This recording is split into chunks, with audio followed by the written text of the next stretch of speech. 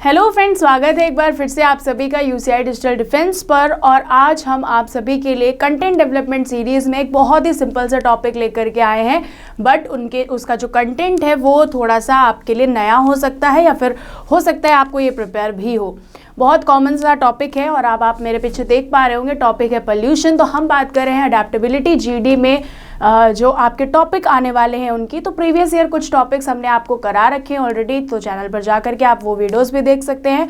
और ये हमारा आज का टॉपिक रहने वाला है पोल्यूशन। तो हम इसकी बात करेंगे। बचपन में हम सभी ने पढ़ा होता है कि पोल्यूशन कितने तरह के होते हैं, कौन कौन से पोल्यूशंस कैसे फैलते हैं और कैसे जो है इसके लिए क्या हम इसको रोकने के लिए क्या स्टेप्स कर सकते हैं।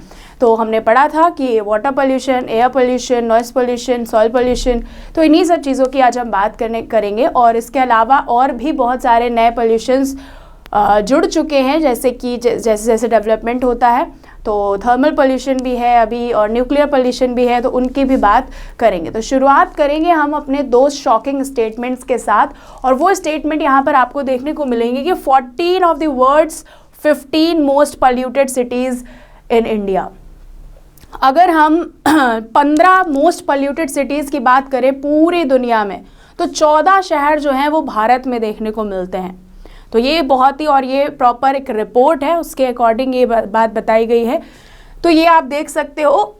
और सॉरी, थोड़े से प्रॉब्लम है जुकाम की वजह से, बट मैनेज करेंगे, ठीक है, कोई नहीं। 15 मोस्ट पॉल्यूटेड सिटीज़ अगर हम वर्ल्ड में बात करें तो 14 उनमें से क्या है, इंडिया में देखने को मिलती हैं। ये स्टेटमेंट आप याद रखिएगा। साथ में अगर हम ताजमहल की बात करें, जो 7 वंडर्स में से एक है, तो Taj Mahal turning green due to pollution. Pollution की वजह से ताजमहल जो है, जो संगमरमर का बना हुआ है, उसका कलर भी ग्रीन हो रहा है। हमने पढ़ा था, आई थिंक 9th में या 8th में पढ़ा था, एसिड रेन की वजह से जो इनका पत्थर है उसका कलर जो है वो चेंज हो रहा है। तो ये भी एक शॉकिंग स्टेटमेंट है, इसकी भी बात आप कर सकते हो, याद रखिएगा। पहले हम शुरुआत करेंगे एयर पोल्यूशन से, और एयर पोल्यूशन कैसे होता है इसकी भी बात करेंगे। तो caused bye emission from vehicles, हम सबको पता है व्हीकल्स यानी कि गाड़ियों से, इंडस्ट्रीज से जो हमारा वेस्ट निकलता है, जो धुआं निकलता है, ठीक है, बर्निंग ऑफ फॉसिल फ्यूल्स, तो उनकी वजह से ये क्या हमें एयर पोल्यूशन देखने को मिलता है। आपने देखा कितनी ज़्यादा बात होती है एयर क्वालिटी इंडेक्स की, AIQ। कहा जाता है दिल्ली का AIQ सबसे ज़्यादा ख़राब है, पोल्यूशन सबसे ज़्यादा वहाँ पर है। क्यों? क्योंकि वही ऐसी सिटी है और वहाँ पर पॉपुलेशन वहाँ की ज़्यादा है, व्हीकल्स वहाँ पर ज़्यादा है, तो जाहिर सी बात है पोल्यूशन भी होगा। तो आपको समझ में आ गया कि ये कैसे होता है। आपके व्हीकल्स, इंडस्ट्रीज़ और बर्निंग ऑफ फॉसिल फ्यूल्स की वजह से ये चीज़ें देखने को मिलती हैं।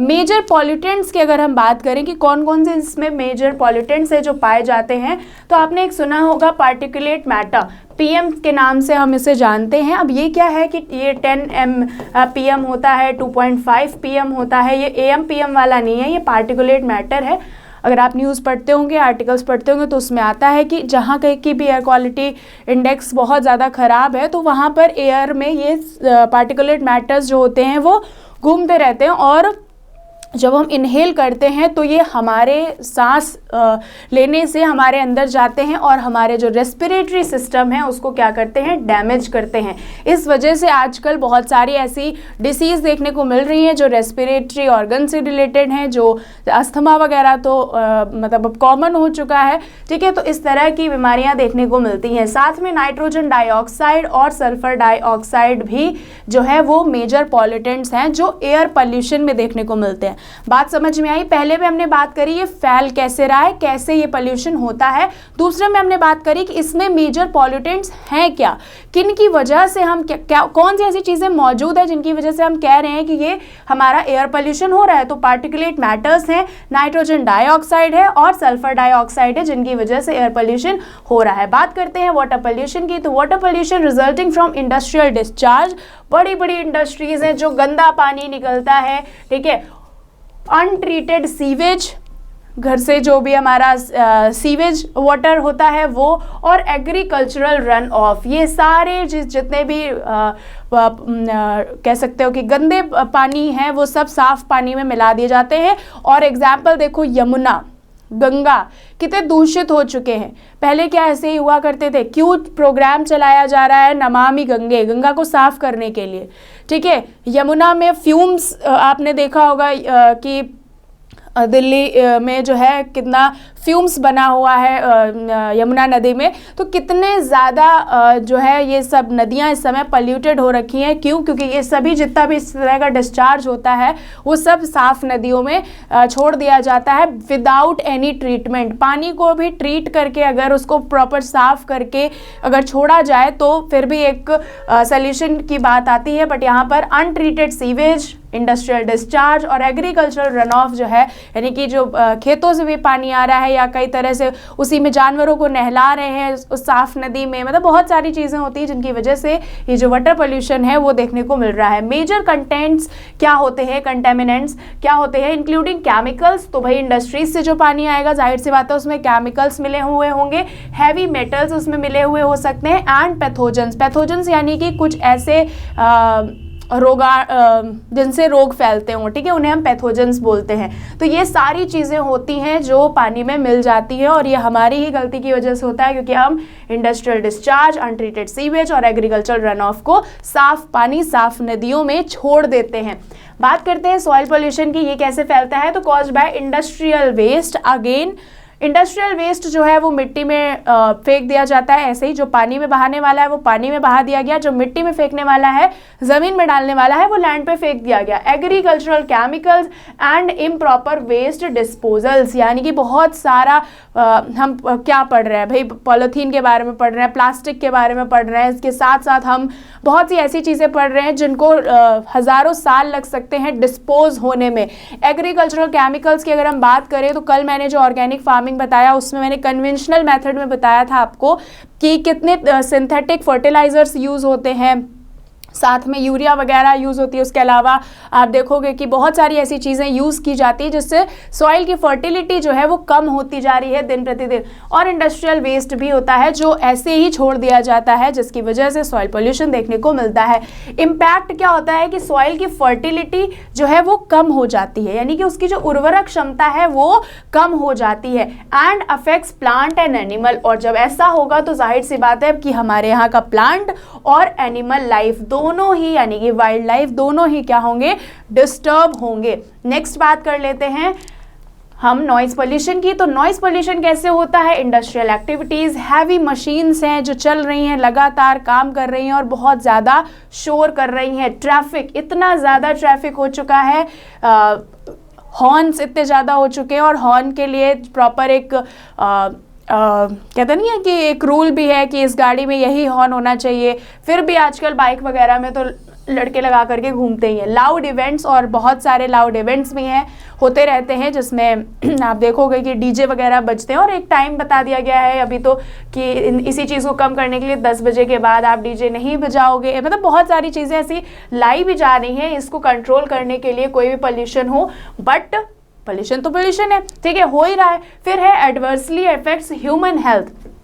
होता क्या है नॉइज़ पोल्यूशन से, भाई ह्यूमन हेल्थ जो है वो डिस्टर्ब हो रही है, किसी को कानों से सुनाई कम दे रहा है, या फिर बहुत ज़्यादा जो बिहेवियर है उसमें इरिटेशन, चिड़चिड़ापन देखने को मिलता है, कॉजिंग स्ट्रेस, टेंशन होती है, ठीक है, किसी का सिर दर्द होने लगता है, मतलब बहुत सारी ऐसी चीज़ें, ये तो नॉर्मल सी बात है। हियरिंग प्रॉब्लम्स होती हैं, और ना सिर्फ ये ह्यूमन में हो रहा है बल्कि नॉइज़ पोल्यूशन की वजह से जो वाइल्ड लाइफ है उनके बिहेवियर में भी चेंजेस देखने को मिल रहे हैं, ठीक है। जैसे जो जानवर हैं उनको बहुत ज़्यादा आवाज़, और पटाखे कितने ज़्यादा, जब दिवाली या वैसे भी कोई भी सेलिब्रेशन हुआ तो उसमें हम सोचते हैं कि थोड़ा बहुत पटाखे फोड़ लेते हैं, तो उससे भी बहुत ज़्यादा नॉइज़ पोल्यूशन, एयर पोल्यूशन देखने को मिलता है जिसकी वजह से वाइल्ड लाइफ डिस्टर्ब होती है। गाय, भैंस और कुत्ते ये सब डिस्टर्ब होते हैं, मतलब उनको ज़्यादा पोल्यूशन, नॉइज़ पोल्यूशन जो है वो सूट नहीं करता। Thermal pollution caused by the release of heated water, गर्म पानी from industrial process।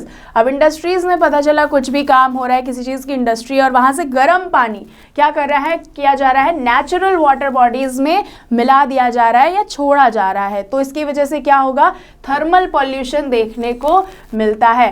ऑल्टर्स, अब ये करेगा क्या, ये एक्वाटिक इकोसिस्टम को यानी कि जलीय जीवन को क्या करेगा, डिस्टर्ब करेगा। एंड रिड्यूसेस ऑक्सीजन लेवल, और जो पानी में ऑक्सीजन लेवल होगा उसको कम कर देगा। जब ऑक्सीजन लेवल कम हो जाएगा तो जो फिशेस होती हैं, जो मछलियाँ होती हैं, वो क्या होती हैं, मर जाती हैं। ठीक है, तो ये चीज़ें आपको ध्यान रखनी है। और ये एक, जैसे हमने बचपन में एयर पोल्यूशन के बारे में पढ़ा होता है, वाटर पोल्यूशन के बारे में पढ़ा होता है, नॉइज़ पोल्यूशन पढ़ा होता है, सॉइल पोल्यूशन पढ़ा होता है, बट ये थर्मल पोल्यूशन हो सकता है कि आप में से बहुत सारे लोगों के लिए नया हो। नेक्स्ट है light pollution. Yes, you heard it right कि लाइट पोल्यूशन भी होता है, resulting from excessive artificial light. और ये कुछ ऐसे पॉइंट्स हैं जो आप बोलेंगे अपने जीडी में तो आपको सुना जाएगा और आपके बात को सीरियसली भी लिया जाएगा कि येस आपको नॉलेज है इन चीज़ों की। अर्बन एरियाज़ में आप देखोगे बहुत ज़्यादा चकाचौंध वाली चीज़ें आजकल देखने को मिलती हैं। आर्टिफिशियल लाइट्स का बहुत ज़्यादा क्रेज़ है इस टाइम पे, और डीजे डिस्को लाइट्स वगैरह, आजकल तो बहुत सारी लाइट्स मार्केट में आ रही हैं, नाम प्रॉपर ले पाना, बता पाना बहुत मुश्किल हो जाएगा। डिस्टर्ब्स, ये क्या करता है, इकोसिस्टम को डिस्टर्ब करता है। अफेक्टिंग वाइल्ड लाइफ बिहेवियर, जाहिर सी बात है इतनी ज़्यादा लाइट्स वगैरह देख करके वाइल्ड लाइफ भी डिस्टर्ब होती है और ह्यूमन हेल्थ भी डिस्टर्ब होती है। नेक्स्ट की बात करें तो रेडियो एक्टिव पॉल्यूशन भी होता है। कैसे, caused by the release of radio active substances. हमने सबने पढ़ा है रेडियो एक्टिव तत्व होते हैं जो रेडियो एक्टिव रेज जो है वो एमिट करते हैं, उनकी वजह से फ्रॉम न्यूक्लियर पावर प्लांट्स। अब ये जो रेडियो एक्टिव सब्सटेंसेज हैं वो कहाँ यूज़ होते हैं, न्यूक्लियर पावर प्लांट में यूज़ होते हैं। और कई बार ऐसा कुछ एक्सीडेंट देखने को मिलता है जिससे ये न्यूक्लियर या रेडियो एक्टिव तत्व जो है वो बहुत ज़्यादा हार्मफुल हो जाते हैं हमारे एनवायरनमेंट के लिए, हमारी हेल्थ के लिए।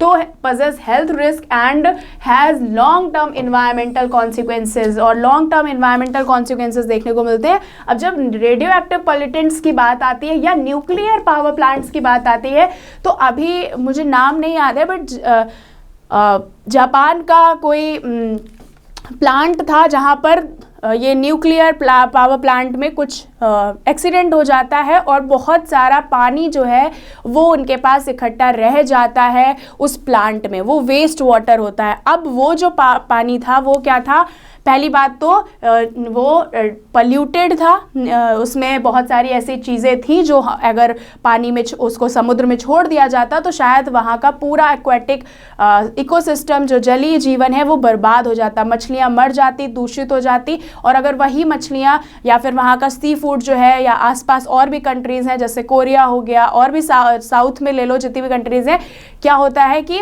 ट्रेड भी होता है उस चीज़ का, तो अगर वो कोई भी उससे खरीदता या खाता तो वो भी बीमार पड़ता। इस वजह से उस पर बहुत ज़्यादा आसपास की कंट्रीज़ ने प्रेशर बनाया कि आप ये पानी विदाउट ट्रीटमेंट नहीं छोड़ सकते हो। और ये बात काफ़ी पुरानी है, मतलब तब से लेकर के अभी तक उतना ज़्यादा और बहुत ज़्यादा पानी था, 72 क्यूबिक मीटर या ऐसे कुछ था, उसको ट्रीट करके फिर उसने बहुत परमिशन ली आसपास की कंट्रीज से और फिर छोड़ा।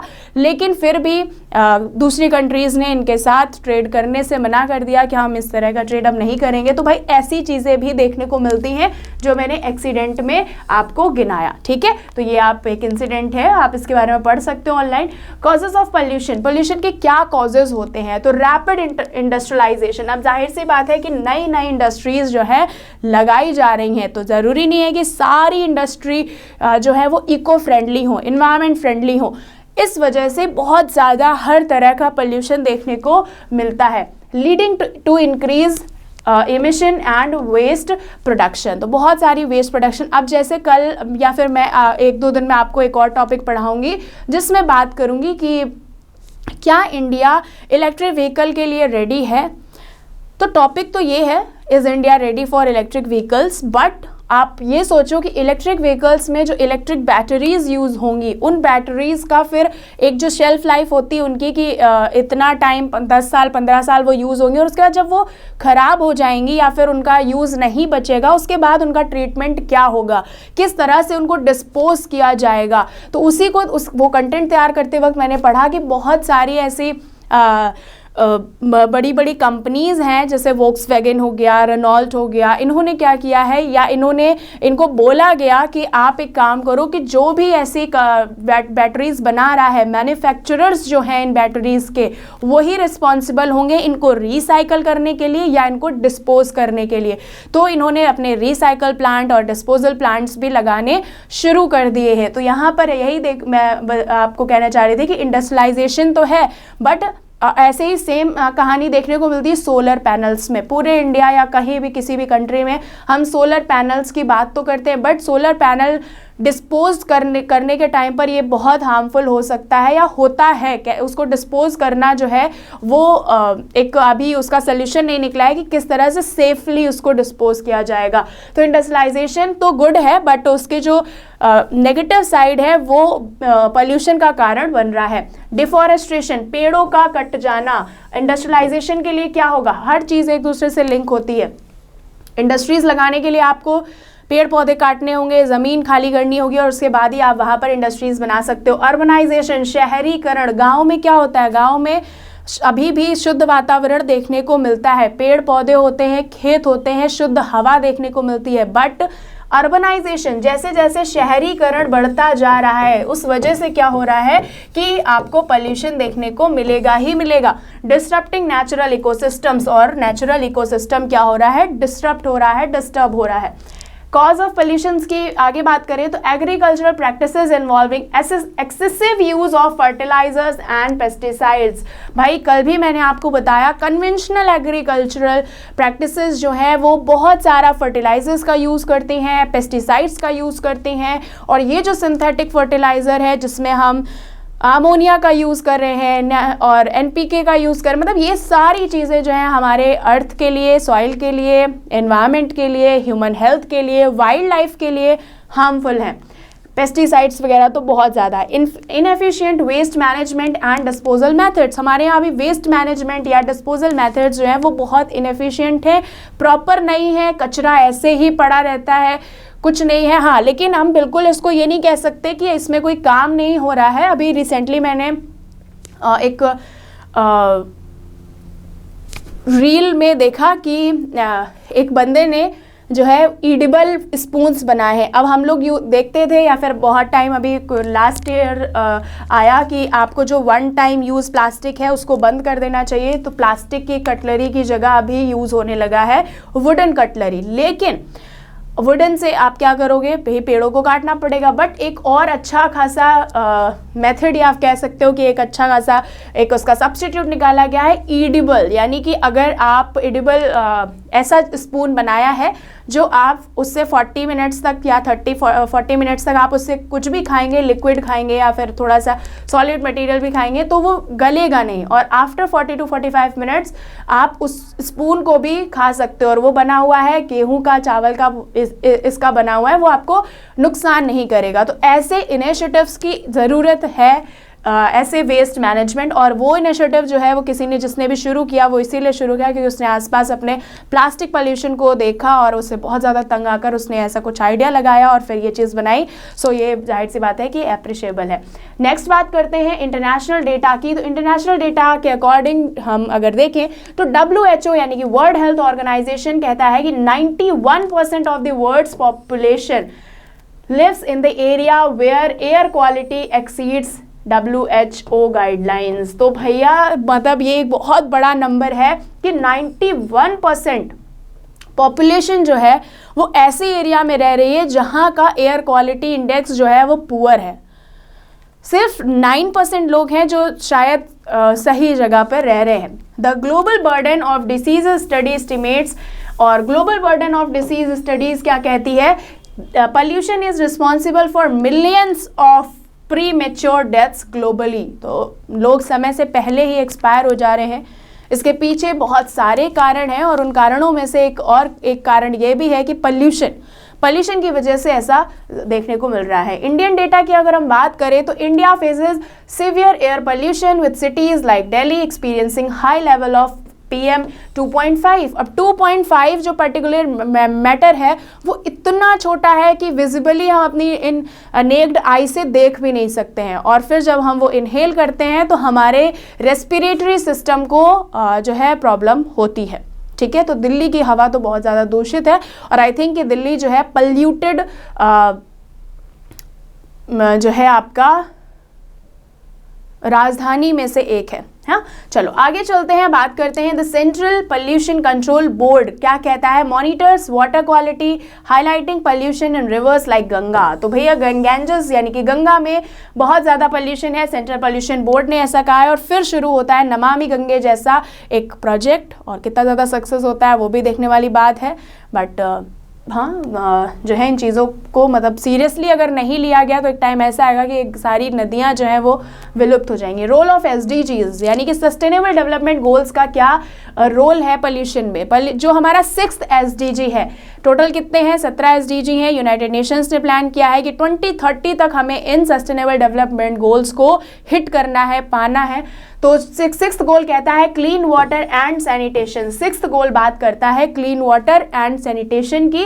AIIMS to ensure the availability and sustainable management of water. तो ये चीज़ें आपको याद रखनी है और अपने टॉपिक में बोलनी है। मैंने आपको SDG भी पढ़ाया हुआ है, आई थिंक इसका वीडियो नहीं आया है, बट मैंने क्लास में ज़रूर पढ़ाया है, तो आप ज़रूर एक बार देख लीजिएगा।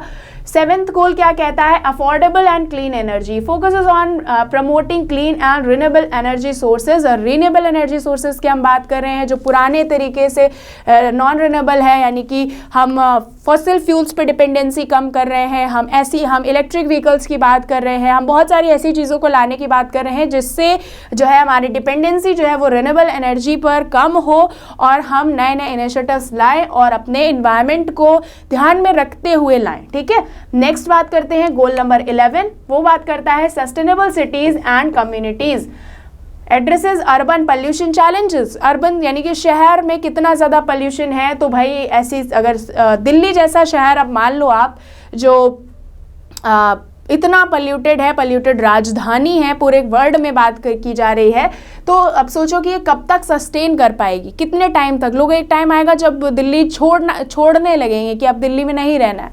तो ऐसी चीज़ें भी देखने को मिलेंगी, इस वजह से ऐसे गोल्स को लाया गया है। India's efforts in combating pollution, pollution को कंट्रोल करने के इंडिया के क्या एफर्ट्स देखने को मिल रहे हैं।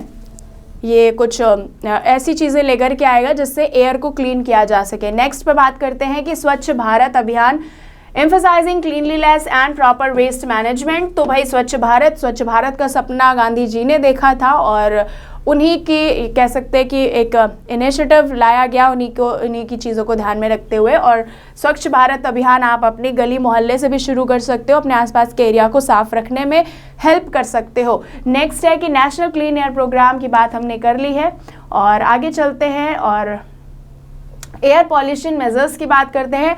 इंट्रोडक्शन ऑफ भारत स्टेज 6, यानी कि जो बात आती है BS6 व्हीकल्स की, emission and standards for vehicle. तो यहाँ पर जो है अभी तक हमारे यहाँ BS4 व्हीकल्स चल रहे थे, और जो BS5 है उसको स्किप कर दिया गया है, BS6 को लाया गया है, ताकि जो हमारे यहाँ व्हीकल्स हैं वो कम पॉल्यूशन एमिट करें। ऐसे कुछ स्टैंडर्ड्स लाए गए हैं। ठीक है, तो इस चीज़ को आपको ध्यान रखना है। Implementation of the odd even scheme in Delhi to reduce vehicular emission, यानी कि जो गाड़ियों से एमिशन हो रहा था उसको कम करने के लिए दिल्ली शहर में ऑड इवन लाया गया था। तो ये आपको सबको पता है, मतलब कितनी ज़्यादा इस पर बात हुई थी। Promotion of e vehicle, CNG etcetera. E vehicles की बात करते हैं हम, CNG की बात करते हैं, सो दैट पोल्यूशन को काफ़ी हद तक कम किया जा सके। और जब हमारे यहाँ लॉकडाउन था तब हमने देखा कि काफ़ी हद तक पोल्यूशन कम हुआ था। उधर बीच में जब तक लॉकडाउन रहा, गाड़ियाँ नहीं निकली थी, तो ऐसा नहीं है कि इन चीज़ों को कंट्रोल नहीं किया जा सकता है, बिल्कुल कंट्रोल किया जा सकता है। एक स्मार्ट मूवमेंट की ज़रूरत है। Okay, metro trains ecosystems development, public vehicle का यूज़ किया जाए। ठीक है, पर्सनल व्हीकल्स को कम जो है महत्व दिया जाए, बट यहाँ पर तो सभी अपने प्राइवेट लेकर के चलना चाहते हैं। Namami Gange project for the rejuvenation of the Ganga river, Ganga के लिए नमामि गंगे शुरू किया गया। Effort to promote sustainable agriculture practices to reduce chemical run off. तो भैया अभी मैंने कल पढ़ाया है आपको कि अगर केमिकल रन ऑफ को कम करने के लिए एग्रीकल्चर से भी बहुत सारा मतलब इस तरह का पॉल्यूशन देखने को मिलता है, चाहे वो सॉइल पॉल्यूशन हो, वाटर पॉल्यूशन हो या फिर एयर पॉल्यूशन हो। इन्वायरमेंट हमारा दूषित हो रहा है, इस वजह से ऑर्गेनिक फार्मिंग को बढ़ावा दिया जाए, प्रोटेक्शन दिया जाए, उस पर सब्सिडी दी जाए, ताकि जो हमारे किसान हैं वो ऑर्गेनिक फार्मिंग के लिए खुद से इनिशिएट करें, कोशिश करें और स्वच्छ खाएं, स्वच्छ खिलाएं। चलो आगे बढ़ते हैं, बात करते हैं Swachh Bharat initiative promoting waste segregation and recycling. तो स्वच्छ भारत में आपने देखा होगा गीला कूड़ा अलग, नीले डब्बा में हरा कूड़ा, सूखा कूड़ा अलग, गीला कचरा, सूखा कचरा, यस ठीक है। तो इसी की बात हो रही थी। Ban on single use plastic in various state reduce the plastic pollution. तो प्लास्टिक एक ऐसी चीज़ है जो भाई मतलब हज़ारों सालों में भी नहीं गलने वाला है, तो उसके लिए तो बिल्कुल सिंगल यूज प्लास्टिक को बैन कर दिया गया है। आगे बात करते हैं रिन्यूएबल एनर्जी प्रमोशन। तो नेशनल सोलर मिशन की शुरुआत करी थी एनएसएम की, aiming to increase solar energy capacity. Solar energy वाले जहाँ पर सन ज़्यादा यानी कि जो इक्वेटर वाला एरिया है और वहाँ पर जितनी भी कंट्रीज़ हैं वो एटलीस्ट अच्छा खासा यूज़ कर सकती हैं सन एनर्जी का, तो वो ज़रूर करें। Promotion of wind energy projects for sustainable power generation. तो हम विंड एनर्जी की भी बात करते हैं। नेक्स्ट है India's participation in global climate agreement like Paris agreement. तो जितने भी इस तरह के पेरिस एग्रीमेंट है उस पर सभी में इंडिया ने पार्टिसिपेट किया। ग्लासगो में हुई थी, वहाँ पर भी इस साल भी हुई है, तो वहाँ पर भी पार्टिसिपेट किया। और क्लाइमेट को लेकर के जो है काफ़ी ज़्यादा कंसर्न जता रहा है इंडिया, और 2070 तक ज़ीरो कार्बन बनने की भी बात कर रहा है। Collaboration with neighbouring countries to address transboundary pollution issue. भैया अपने घर पे जो काम करना है वो तो करना ही है, अगल बगल का भी ध्यान रखना है कि अगर वो नहीं कर पा रहे हैं तो हम उनकी हेल्प करेंगे इस चीज़ को कंट्रोल करने के लिए, क्योंकि ऐसा नहीं हो सकता कि आपने बिल्कुल कचरा नहीं फैलाया पर आपके घर के बगल वाले ने खूब सारा कचरा बाहर फेंक दिया, तो कोई मतलब नहीं है। तो उनकी भी हेल्प करनी है और अपनी भी करनी है।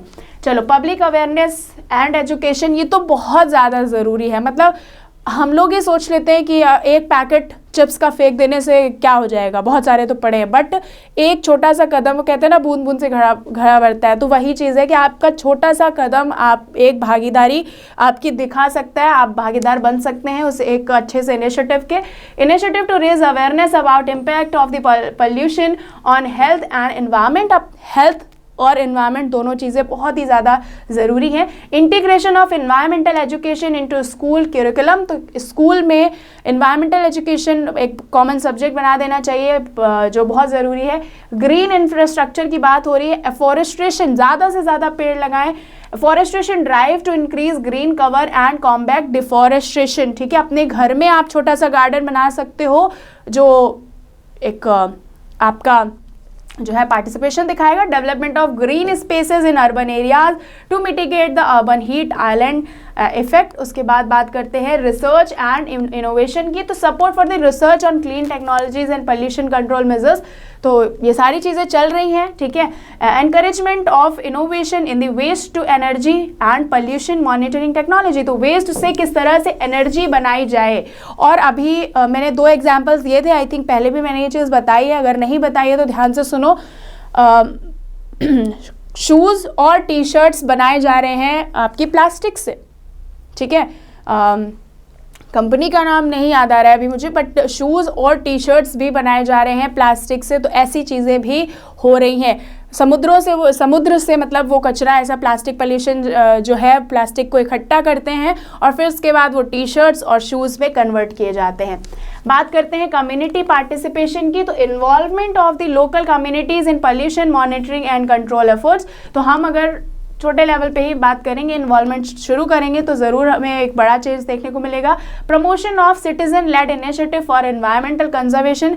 जैसे जब स्वच्छ भारत की बात हुई थी तो हर घर अपने घर के बाहर तो एटलीस्ट सफाई कर सकता है, सामने सफाई कर सकता है, तो उतना ज़रूरी है। अब ये चीज़ें अगर आपको याद रहें तो बोलो, नहीं याद रहती हैं तो कोई बात नहीं, इनको समझ लो। तो ज़रूर वहाँ पर थोड़ा बहुत आप बोल लोगे कि अवेयरनेस ज़रूरी है, एजुकेशन ज़रूरी है, जिससे जो कॉमन पीपल हैं वो ज़रूर इस चीज़ में पार्टिसिपेट करेंगे।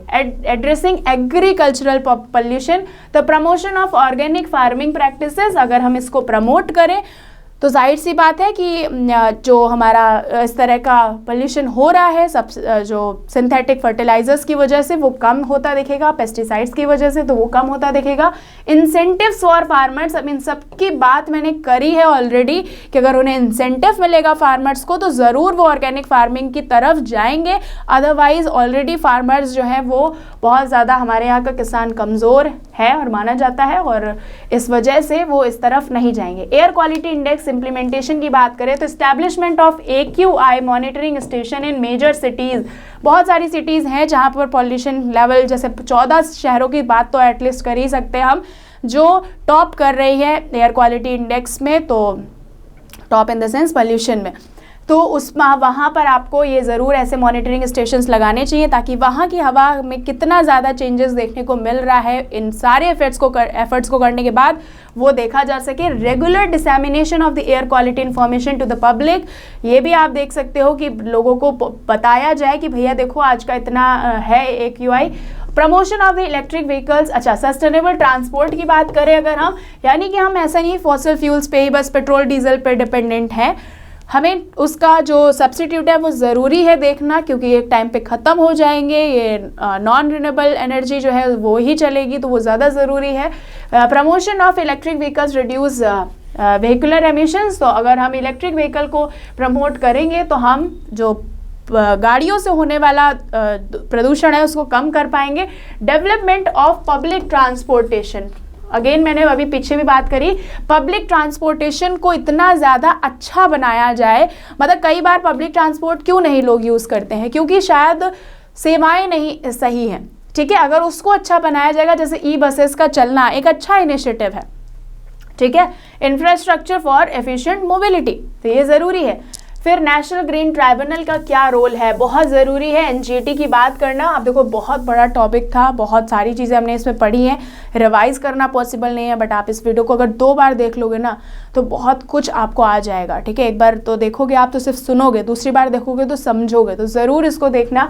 NGT जो है नेशनल ग्रीन ट्राइब्यूनल, ये 2010 में आया और इसका रोल क्या था, ताकि हम इन्वायरमेंटल डिस्प्यूट्स जो हैं उनको क्या कर सकें, टैकल कर सकें, उनको सॉल्व कर सकें और इन्वायरमेंटल जस्टिस कर सकें। NGT's directives for pollution control measure and penalties, तो ये क्या करते हैं कि पेनाल्टीज़ लगा सकते हैं, और ये एक जो है आपका बहुत ही अच्छा इनिशिएटिव था NGT को लाना।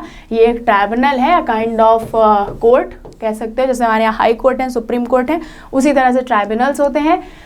रिवर रेजुविनेशन इनिशिएटिव भी है जो कि जैसे Yamuna action plan for the restoration of the Yamuna river, जैसे नमामि गंगे था, वैसे ही YAP है, यानी कि यमुना एक्शन प्लान, यमुना को क्लीन करने के लिए। मतलब यमुना की दशा तो और ज़्यादा ख़राब है, फ्यूम्स वगैरह भी उसमें बन रहे हैं।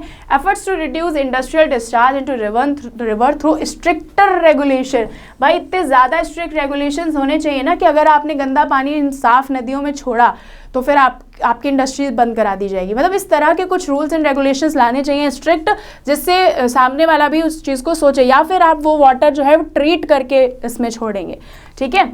चलो आगे ई वेस्ट मैनेजमेंट की अगर हम बात करें तो ई वेस्ट यानी कि जैसे अभी मैंने थोड़े टाइम पहले आपको एग्जांपल दिया कि हम बात तो कर रहे हैं कि इलेक्ट्रिक व्हीकल्स यूज़ हो, बट उन बैटरीज का क्या होगा एक टाइम बाद। तो implementation of e waste management rule for proper disposal of electronic waste, तो बहुत सारी कंपनीज हैं जिनने शुरू कर दिया है। Encouraging recycling of electronic products to reduce environmental impact, अब हम ऐसे ही अगर बैटरीज वगैरह फेंक देंगे तो उसमें बहुत सारी ऐसी चीज़ें हैं जो ना सिर्फ हमारे सॉइल को बट इन्वायरमेंट को, एयर को पल्यूट करेंगी।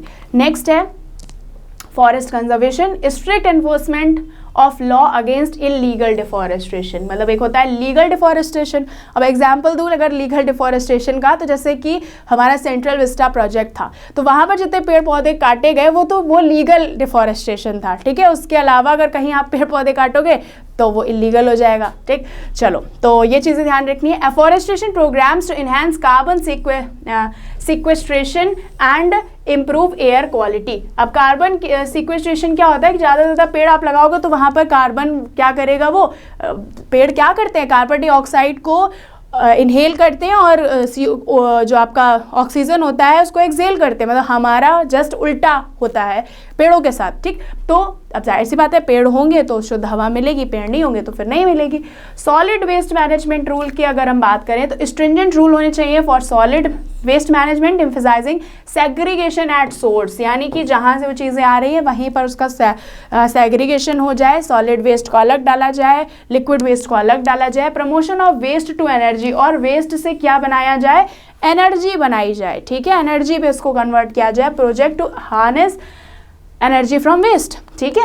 चलो, जीरो एमिशन टारगेट क्या है हमारा, ambitious target for achieving zero emission in certain industries, incentive for industries adopting cleaner production technologies. तो भाई इंसेंटिव भी दिए जाएंगे, और एक और ऐसा करके है कि अगर आप 100 आपको मतलब एक किसी भी इंडस्ट्री को, किसी भी कंट्री को 100 जो है कार्बन एमिट करने की छूट है, और दूसरी कंट्री जो है 190 कार्बन एमिट कर देती है, ठीक है, या एक ने 90 एमिट किया और एक ने 110 एमिट कर दिया, तो ये क्या करेगा, ये इससे 10 जो है वो खरीद लेगा और ये इसको क्या कर देगा, पैसा दे देगा, है ना। तो मनी का जब लॉस होगा, ये इक्वल करने के लिए होगा, तो क्या करेंगे लोग, खुद सोचेंगे कि अरे नहीं यार फिर मुझे ऐसा करना पड़ेगा, तो फिर वो पैसे को क्या करेंगे, पैसे ना जाए, ठीक है, इस वजह से वो इन चीज़ों को कंट्रोल करेंगे।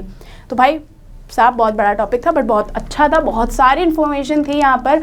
होप सो कि आपने बहुत कुछ इसमें सीखा, देखा और जाना। अभी हम जो है इसको रिवाइज तो बिल्कुल नहीं कर पाएंगे, बट येस हम ज़रूर ये कर सकते हैं कि आप इसको स्टार्टिंग से देखिएगा, पढ़िएगा, समझिएगा, और अगर कुछ नहीं समझ आता है तो ज़रूर कमेंट करिएगा।